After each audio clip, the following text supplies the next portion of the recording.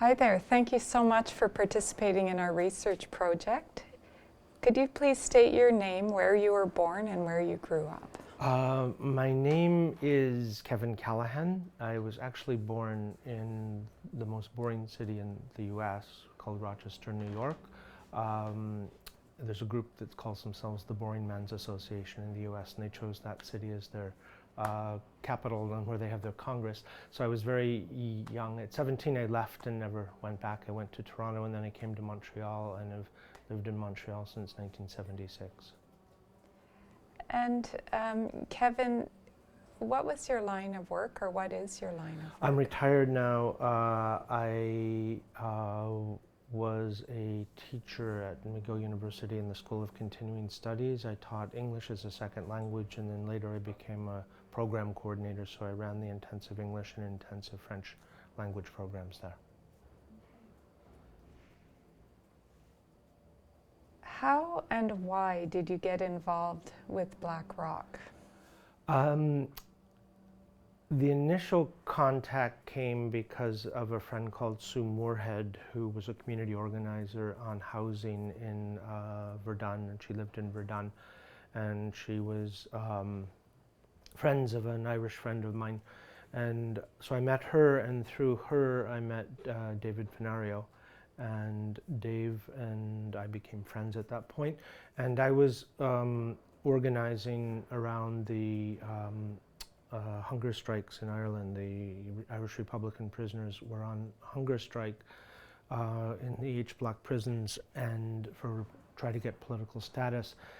And so I had a group called the Quebec-Ireland Committee, and we began organizing protests during the hunger strikes in 1980 and then in 1981. And Dave came out to some of the protests, so we became friends. And he met other people in the group that worked with me, particularly George Berrio, who later played Joe Beef in the first production of the Joe Beef play.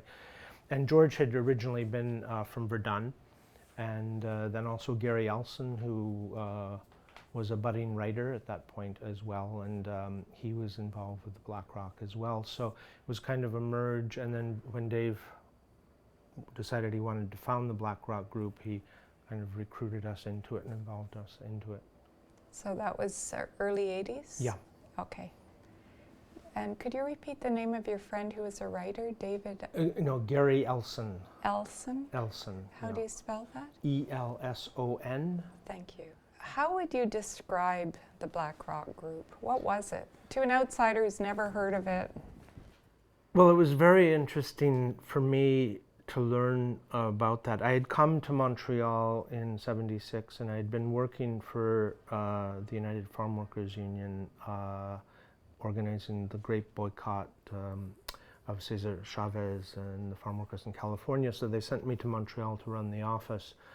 And so I was a union activist and was very interested in kind of working class culture and things. But at the same time, I had been to Quebec before, but didn't understand its realities very much. And at that time, it was just after the PQ had been elected, and it seemed very kind of, there was a progressive moment. The PQ seemed at that time to want to bring social change and kind of bring a new Quebec, and the unions were very behind it. So it was, and then there was the image of kind of this Anglophone elite that was stopping things. And then, so it was very interesting and I think important to see that there was this Anglophone working class who were seeing things in a very different perspective and felt left behind on both sides, I think, from the Anglophone elite and also the whole French Quebec nationalist movement.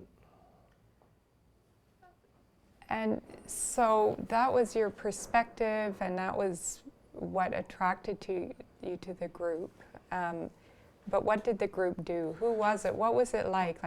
Give me a sort of sense of what the group... The group was, it was really Dave's brainchild, I have to say. And again, for me, an obvious connection from my Irish connections, Irish heritage, was the Black Rock, that was where 6,000 Irish who had to flee their country lay buried, and that had a very strong emotional resonance from me. And in fact, my great-grandfather had left Ireland at 15 in 1847 and had come through Montreal. So he had lived in Montreal for a bit, at 15, 16 years old after having to flee. So it really had a strong connection for me, just the image of the Black Rock.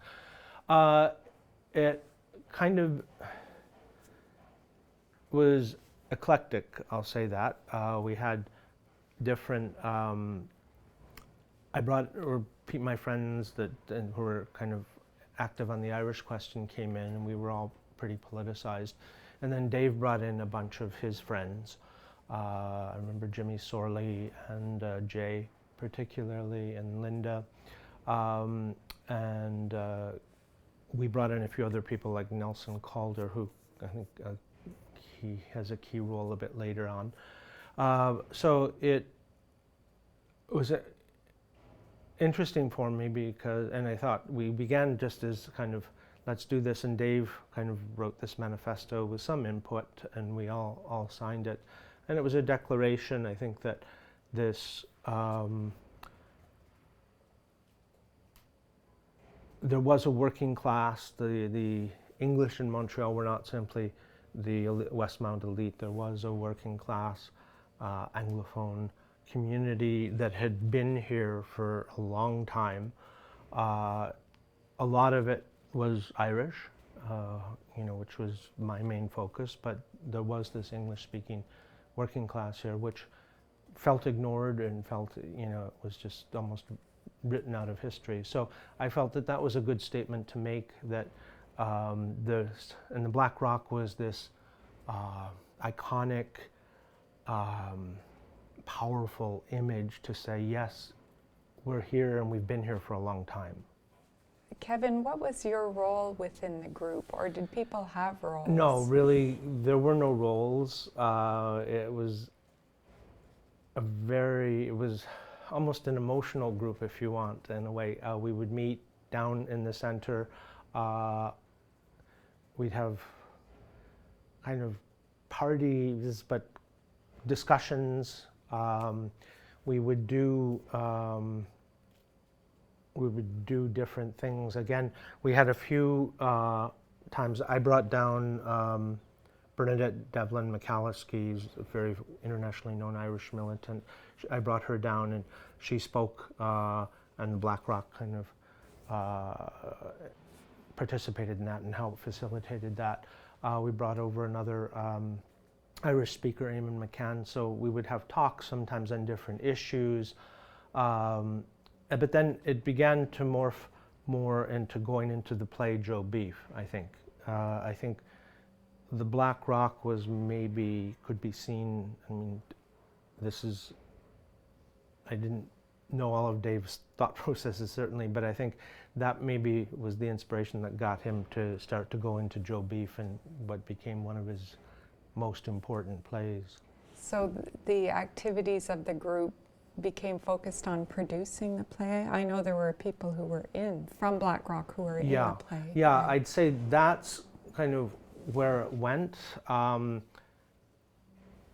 As a group, we didn't have president, vice president, secretary, treasurer, and Dave was financing it basically.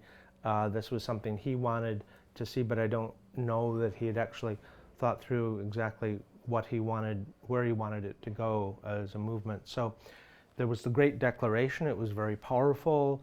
I remember there was a billboard with all our pictures on it and a picture of the Black Rock, and we would have, we had an event to launch it, but then over time it began to really go into Dave and Joe Beef, and a lot of the people went into Joe Beef.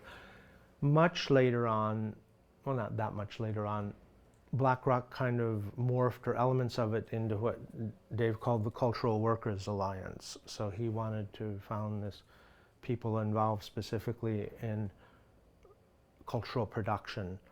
That kind of left. I was in that for a little while, but didn't feel I wasn't a writer at that point, or at least a creative writer. So I kind of didn't feel that that was a place I needed to be or wanted to be. But that kind of left the Black Rock a bit, and kind of there were more academic people and some more hardcore party-affiliated leftists in it. In the Cultural Workers Alliance, yeah. But Black Rock continued to exist? It gradually faded out, Okay. to my knowledge. Okay. To my knowledge. I think it really kind of morphed into the play Joe Beef and all the spin-offs of Joe Beef on bicycles, everything else. So. Okay. I didn't know about the Joe Beef on bicycles, so.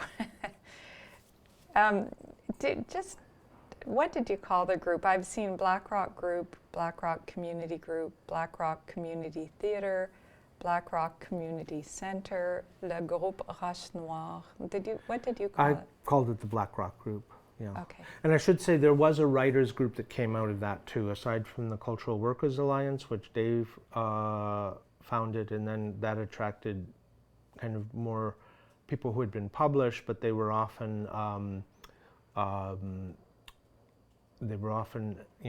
academic backgrounds and, outside of that community. But then there was a Black Rock Writers Group, and a number of people would come and they'd read to each other, and Dave was involved in that too, and that was another spin-off. So I'd say that was it. But anyway, to me it was the Black Rock Group. And I should also mention, it's a little, not really peripheral, but Dave, the play Balconville went to Belfast, and in late 81, I think, late 81. And I put Dave in touch with some people there. So he had gave tickets to some friends of mine in Belfast, and the fact of Belfast really impressed him. He got a tour to go around there, and he actually wrote one of his plays, I think it was Moving Day. Actually, the end of it is based a little bit on the conditions he saw in Belfast. Who were some of the other members of Black Rock Group, and where did they live? George had been in Verdun, but he was living in NDG at that point. Gary was on the Mile End. That's where I was living, Mile End. John Bradley was from Verdun. Jay, he worked on the boats, and his girlfriend Linda, they were from Verdun, or the Point. They were from the Point. Jimmy Sorley was from the Point as well. Jimmy Sorley was one of Dave's best friends. So the Point St. Charles, which is the neighborhood just to the east of Verdun. Yeah, okay. yeah. The Point, it was called the Black Rock Group and kind of Verdun Center, but there was really a Point connection there at Point St. Charles. Most of Dave's friends were from the Point. Okay. Dave was from Verdun? I think Dave was from the Point as far as I remember. Okay. Why was it important to you and the group to make English-speaking working class history and culture better known? You've already touched on it, but I wonder if you could elaborate. It's funny because I was just having this discussion with somebody the other day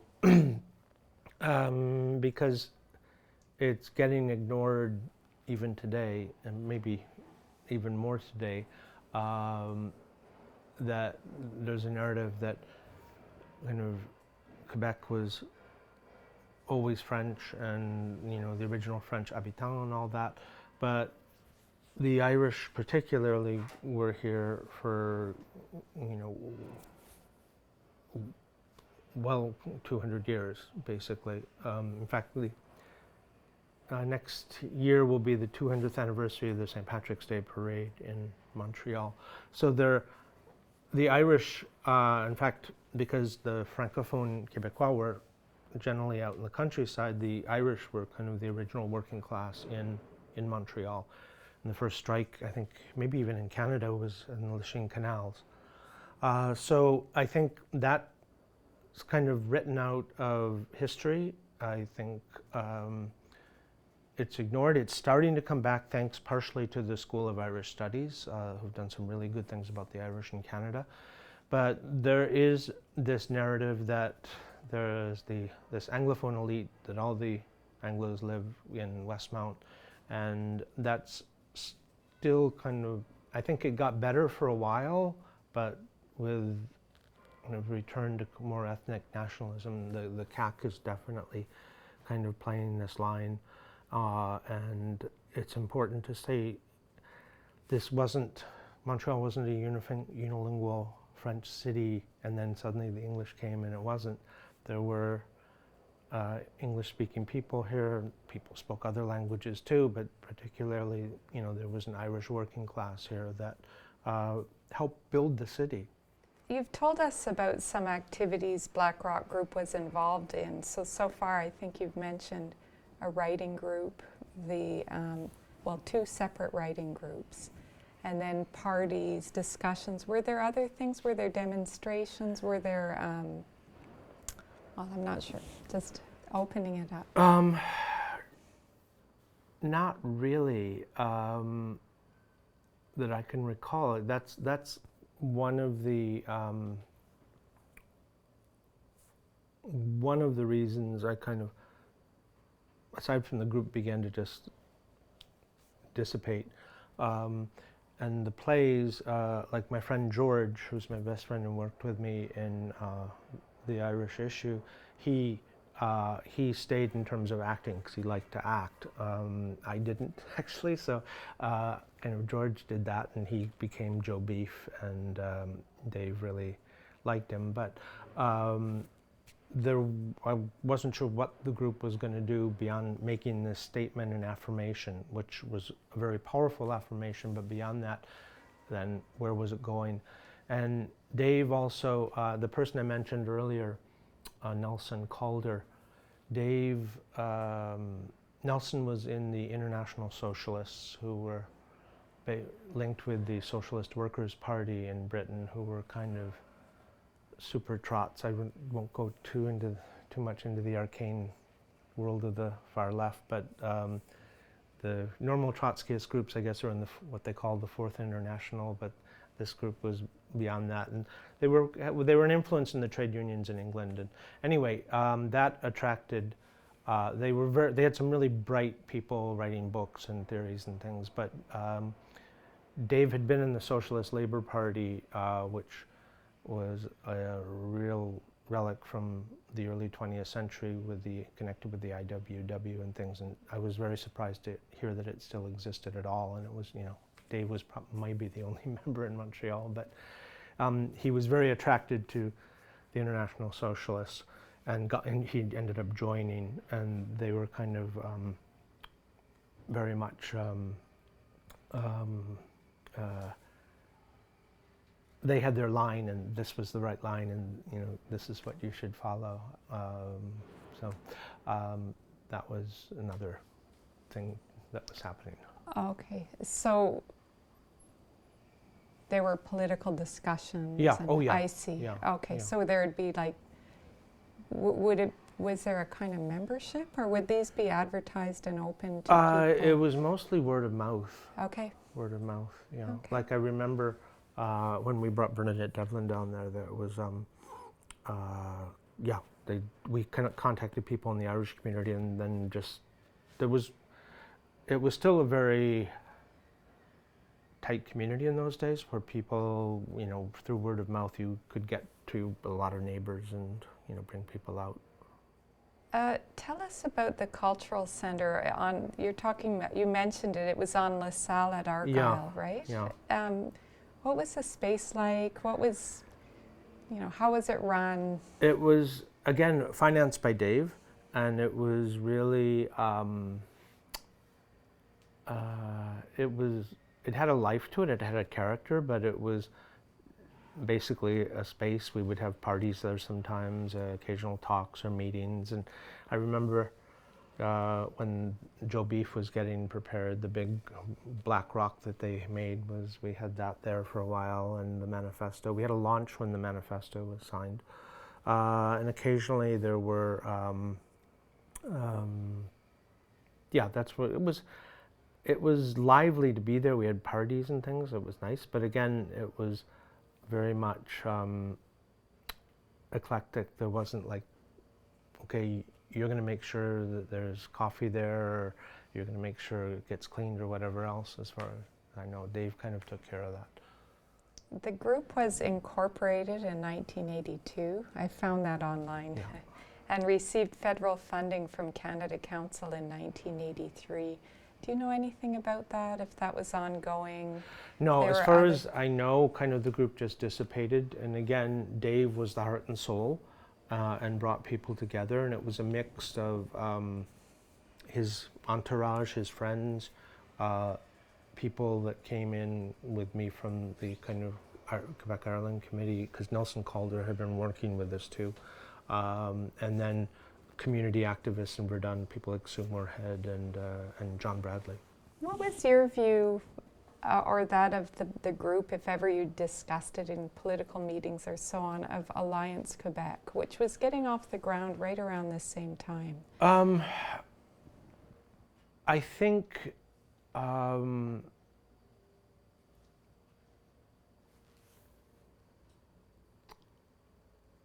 don't think there would be would have been a coherent view. I think some people thought, good, they're doing that. I think other people said, oh, that's the English up the hill doing that. They don't speak for us. They don't know our reality. So I think there were a mix of responses, and as far as I know, there were no, formal contact between the organizations. And could you explain what you mean of up the hill? Dave's thing was very much focused. This is a working class, or community group. We represent. We're trying to give a voice to English-speaking workers in Montreal, and that these people are the rich who are affected by what the PQ is doing, and they're the ones, they can always leave and go to Toronto if they want to, so, they don't really speak for us. Well, I'll just pursue that a little, because something that's occurred to me was deindustrialization was happening, more or less around the time the Parti Québécois was elected. So my question would be, in Verdun and the Point, do you think people felt doubly disenfranchised, really, because there were fewer jobs, and then there was obviously a government-led initiative to promote French in the workplace, so a lot of Verdunners and Point people didn't speak French, right? So I would agree with that. Question, I think it was, they felt like, okay, now suddenly we're absolutely have to speak French if we want to get jobs. On the other hand, the traditional English-speaking employers are leaving, or are closing up for whatever reasons. So they can't speak for us now. So I think that definitely played a part in it. I will tell one other side anecdote if I can, which I think was good. It was by chance. Dave's play was going to be at Place des Arts, and the workers, the ushers and all, were on strike with the CSN. So I actually got Dave to meet with the CSN people there, and it was very funny, because we had a press conference, and we had somebody from the union, and we had Dave, and Dave spoke only in English, and I thought that the CSN person was bilingual and could translate. So I was chairing it, and I turned to her, and she just kind of looked at me like I didn't understand what he said. So we had to redo it. It was kind of a funny, as Dave said, that's a good example of the two solitudes. But the press conference went ahead, and then Dave actually came out with the workers and picketed his own play, which made big headlines. So that was a good thing for. So the show did not go on? No, it did go on. Oh, did it? But people went in because the ushers couldn't stop the play. But there were big headlines about playwright pickets his own play, and it actually was a good connection for Dave, because he met with French-speaking unions. And in fact, in one of his plays, On the Job, he changed the ending a bit to have the CSN as the union of the workers in that play. So it was an interesting kind of communication there. you've made it pretty clear that a number of members of the group were on the political left. Do you have anything to add about that? Would you say the entire orientation or raison d'être of the group was a leftist initiative, or? I would say yes. Dave was a very committed socialist. As I said, he'd been in the Socialist Labour Party, which I thought was like really, I mean, even in the beginning of the 20th century, James Connolly, who was one of the leading Irish socialists and trade unionists at the time, had worked in the United States, and he said these people are sectarian and crazy. But anyway, Dave was in that group, and then, you know, he was very isolated, but then he met with the IS people, Nelson Calder, and joined them, and, you know, they had a lot of young people, a lot of students involved. They had, you know, maybe 60 or 70 people. So he kind of was pushing that, and, you know, his friends would kind of go along with him, and then there was myself and George and other people and John, who were activists and from the left as well. So definitely there was a strong left perspective in that, and it wasn't kind of one view of the left, but there was general agreed focus that this represented a left-wing kind of perspective and for progress for working people. Was there any, like, in terms of the makeup of the people in the group, would you say there was any more sort of Catholic or Protestant or other not necessarily practicing or out there, but just background of the people? I don't think that made any difference whatsoever. I mean, there'd be occasional jokes back and forth sometimes, but you know, that was not anything anybody really cared about as far as I remember. And I'm curious, because something I picked up in the manifesto, the Black Rock manifesto, was the Irish were being called by yourselves Anglos, which is an interesting thing. I wonder if you have anything to say about that. I think that was an unfortunate term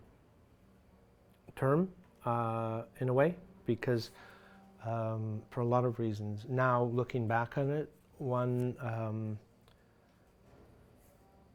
not all the Irish became went into the Anglophone community. Some of them assimilated. I mean, you have names like Bourke was actually Burke originally. So, and something like 30 or 40% of Francophones claim to have some sort of Irish blood or Irish roots. In fact, I remember I once taught a student at McGill who was learning English, and his name was Kevin O'Connor, and he came from Eastern Quebec and was like totally unilingual Francophone. So I think that was an unfortunate term, and in fact, also historically, the English and kind of the English community wasn't always favorable towards the Irish coming in here. So I think at the time there was just too much of an identification of, okay, the Irish people with Irish roots live in Point, St. Charles and Verdun, and they speak English, so they're part of the whole Anglophone community. But I think it was maybe meant to be a statement, but it certainly is actually a much more nuanced reality. And I think now that's coming out more, that the Irish had their own particular identity here, and a lot of them did go into the Anglophone community partially because they were pushed there, but in some other areas they actually became French speakers. Thank you. More on the topic of language, did the group members or the group as a group interact with Francophones? You gave the example of the play where there was a CSN. Yeah. rep and so on. But in Verdun, there's a population of francophones as well as anglophones, working class. Was there mixing? Were people in the group capable of speaking French? Or maybe you could tell us a little bit about life in Verdun and the point that you perceived, or in my land for that matter, and speaking French. The group itself, was pretty much totally, everything happened in English. There were a few people who were bilingual, and there were people like boyfriends or girlfriends of some of the members who were francophones who would come in too, but generally things transpired in English. There was one incident which I wasn't involved in it, but I was there and witnessed it, which I felt was unfortunate. I think it was radio, I think it was a well-known Quebecois journalist came, a woman, to do an interview with Dave. It was Radio Canada or Radio Quebec, I can't remember which, but they came down to do a television interview, and Dave was like, wanted to make a point that he shouldn't be speaking for the community, that the people are there. So he had about 5 of the guys from the point standing there, and she would ask him a question, and he would say, "I don't know, what do you guys think?" And they began to talk, and the journalist got more and more frustrated and finally said, "Okay, this stops. You have a chance to give your message, and now you don't get it." So she left, and kind of everybody, people kind of laughed at that and thought, "Oh, didn't we do something good here?" And I thought, well, maybe we didn't. I don't know. That, was this planned? Was this how you wanted it to go? And I remember Carol Beaulieu, who later became editor of Le Devoir, was there. She was going out with somebody in the group, and she was kind of going, I just saw, a French-speaking journalist kind of insulted, and so was this good? Did we get a message across, or did we just, insult somebody gratuitously without any, for no reason, basically? Or, maybe there was a reason, but to no end, no useful end anyway. When you've given a kind of timeline, but could you put a rough date on when the group stopped existing, as much as you can date it? I would say by around 1984, 85. But again, it morphed, I think, into Black Rock, the Black Rock play, Joe Beef, because that just had a life of its own. So, there were several productions, and then it went on tour. It went to Joe Beef on bicycles, etc. So that kind of kept the spirit of the Black Rock going, and the message of the Black Rock, and it was a very left-wing message. So I think that's where the energy and message of the Black Rock group went finally. Do you see the need for a group like the Black Rock group today? Now there is a group particularly devoted to working with the city on the physical Black Rock, which is a commemorative stone. I'm with those people. Oh, are you? Okay, so could you tell us more about that group, and also the spirit of the group from the 80s? The spirit of the group, it was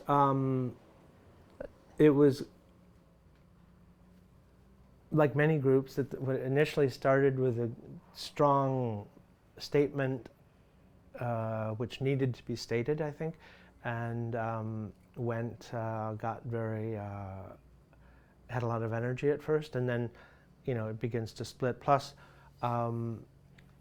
Dave got very much into the International Socialists, and that kind of turned off some people, because then it was, people were saying, well, you should join, everybody should join, this too, and not everybody wanted to. And then the energies kind of went into the play itself rather than this group, which actually had no structure other than the statement.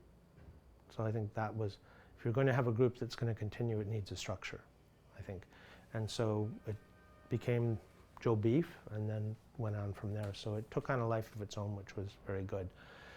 Today, I know the Black Rock, the project for the Black Rock is really impressive. It's going to be, and they're getting tremendous support, I should say, with Hydro-Quebec, which is surprising, but they've been very, very supportive of it. So it'll be an 8-acre memorial park. They're actually going to move the street that runs in front of the Black Rock and put it behind, and then have a park with a information center that explains what the conditions, that explains what happened, and the different supports that came. So the mayor of Montreal, John Mill, died because he went down to help the Irish workers who were sick, or the Irish people. Most of the Grey Nuns came down and they died too. The Mohawk community sent food to help the Irish. So it's an incredibly important part of Montreal history. It's going to be the largest memorial to the victims of Angorta Mór, which in Irish is the Great Hunger, in the world. It'll even be bigger, I think, than places in Ireland with 8 acres. And it'll be a major spot as people come in from the Victoria Bridge, coming into Montreal, you'll see this.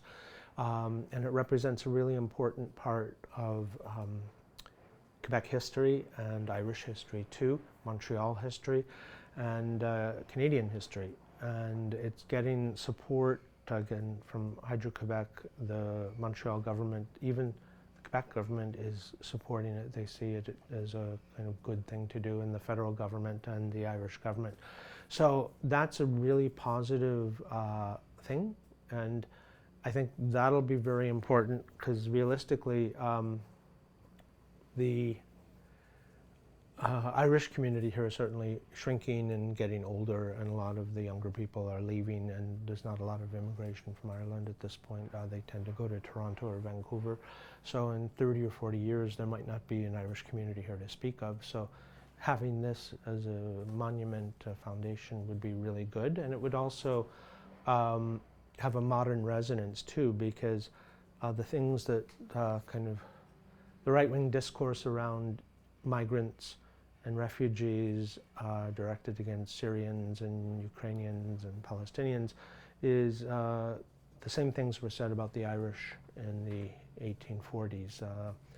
You know, they bring diseases, they're lazy, they're violent, etc., etc. I mean, you could almost take a speech about the Irish, you know, an article in a paper about the Irish in 1847, 48, and just change the name for Ukrainian or Syrian, and it would be, you know, almost exactly what you read today. So that's, I think, really important in terms of, I think that, and it's a positive thing. It's seeking to affirm and get recognition for this history of the Irish, particularly in Montreal, and the fact that they, again, helped build this city and build Quebec and build Canada. And just for the benefit of the audience, could you explain what the actual physical Black Rock is, how Yes. it got there? Well, first of all, just during the famine, I'll try and get my numbers right. The famine, Angorta Mór, the Great Hunger, lasted particularly between 1845 and 1848. In that time, Ireland's population was about 8 million. 1 million people died in 3 years, and 1 million people left. So it was catastrophic in terms of its effects on the society. And a lot of the people who fled, who left Ireland, like my great-grandfather, were desperate. Many went to the US, but I believe the US was charging ships to come in, so whereas Canada was still part of the British Empire, so they were able to come in. And in 1847 alone, Montreal's population was about 40,000, and I think something like over 70,000 refugees from Ireland came to Montreal in that year. Some of them went on immediately, but some arrived, and the voyage, they were already weak from hunger before.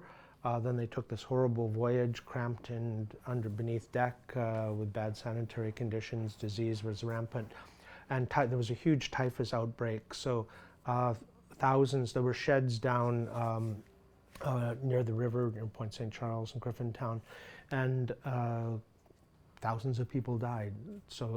And there were at least 6,000 buried in this one area in a mass grave. And it's, I believe, the largest mass grave that's been found of famine victims in North America.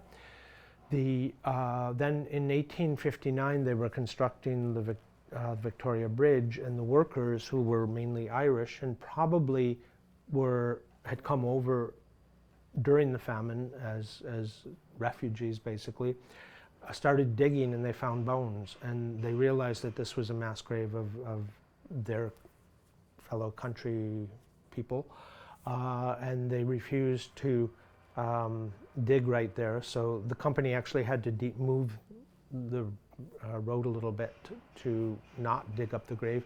And then the workers pulled out this huge boulder from the St. Lawrence River. Some people, I think Dave said it was a meteor. I'm not sure if that's true, but it was a huge rock, and they put it up there. And then there's a statement to those, that this is in honor or memory of those who lie buried here beneath here. And the company apparently did not allow them to put the word Irish on it, so it does not say Irish, but the people who were buried there were all Irish who had fled Angor-Tamor. And recently, part of the work on the new project is Hydro-Quebec had archaeologists, and they found bodies. They are definitely, there is a mass grave there. So this is, again, it's the only contemporary monument, because it was put up like 12 years after this happened, and probably by people who suffered it. And it's the only contemporary monument in the world to Angor-Tamor. So do you think you need a leftist Anglo group like Black Rock today? I think it would be, I'm not sure.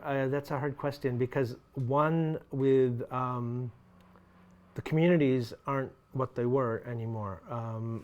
I mean, if you live in Verdun, Wellington Street has been voted by Time Out as the coolest street in the world. So the gentrification has happened. A lot of people have left, so there's not that kind of community spirit, community ties that existed in those times. I think the Anglophone community, as well as other communities, certainly need a voice, and I think, for me, a leftist or progressive voice to defend their rights and promote a better, inclusive Quebec than kind of we're seeing from some of the public discourse now. But it's got to be, it's a complicated question that I don't have a simple answer to, basically. But I mean, you saw with the attacks on McGill and Concordia by the CAC, which I thought were just insane, and even business people say they're insane. That's an issue about what we could say is the Anglophone community. It's defending what some people would say, well, McGill particularly is an elitist institution, and we can say, yes, it is, but at the same time,